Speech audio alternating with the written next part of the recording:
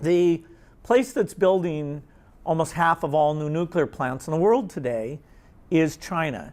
And so in terms of really understanding new nuclear builds and the benefits of a new design, and be willing to prototype a pilot plant that takes a new approach, China is likely to be the place you see a lot of vision innovation. But today, there's more experimentation with new designs in China than elsewhere.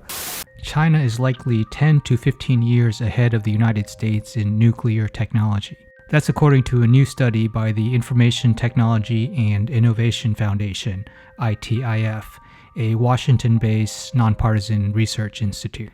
The U.S. is still the world's leader in nuclear energy output, with 94 operational nuclear reactors that account for about one-third of nuclear power generated globally. But in the last decade, it has only built 2 new nuclear reactors, which were billions of dollars over budget and delayed many years. As a result, no new reactors are currently being built in the U.S. Meanwhile, China currently has 56 operational reactors online, but has embarked on a rapid build-out of its nuclear industry, with 27 new ones under construction. Their average construction timeline is only about 7 years, which is far faster than any other country. And China is targeting building 6 to 8 new reactors every year for the foreseeable future, and is expected to overtake the US in nuclear-generated electricity by 2030.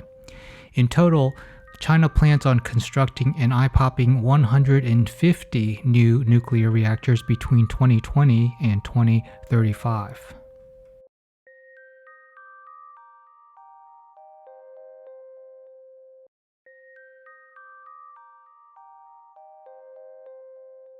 And what about China's 10 to 15 year lead? That refers to China's ability to deploy 4th generation nuclear reactors at scale. The country commenced the world's first 4th generation plant in December 2023 and claimed that about 90% of the technology was developed by China. The technology for building these 4th generation reactors have been known to the world for decades, but only China took the necessary steps to actually build it, according to the report. So how innovative is China in nuclear power? According to the ITIF, China's innovation strengths are primarily in organizational, systemic, and incremental innovation.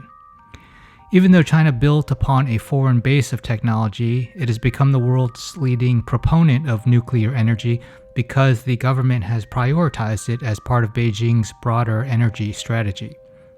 Unlike other countries, Chinese firms are supported by a whole-of-government strategy that provides extensive financing and systemic coordination. China's coherent national strategy applies to both federal and provincial levels and include a range of supportive policies from low-interest financing, feed-in tariffs, and other subsidies to coordinating supply chains in an effective fashion.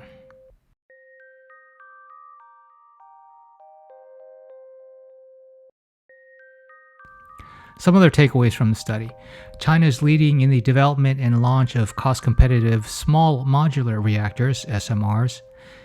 When it comes to efforts to develop nuclear fusion technologies, a potentially transformative and disruptive nuclear energy innovation, the US and China are likely at par, according to the study, but China's ability to deploy fission reactors at scale gives it an advantage for when fusion technology matures in the future.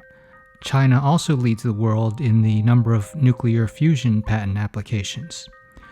From 2008 to 2023, China's share of all nuclear patents increased from 1% to 13%.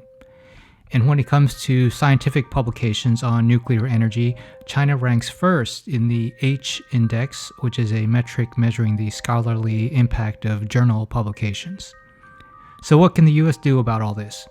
According to the study, to avoid falling further behind, the U.S. needs to adopt a similar coherent national strategy and a robust whole-of-government approach, involving more investment in research and development, identifying and accelerating promising technologies, and supporting development of a skilled workforce. A tall order indeed, but if it fails to meet the challenge, Civilian nuclear energy will be yet another industry the United States has pioneered, only to squander its lead position as the dominant global player.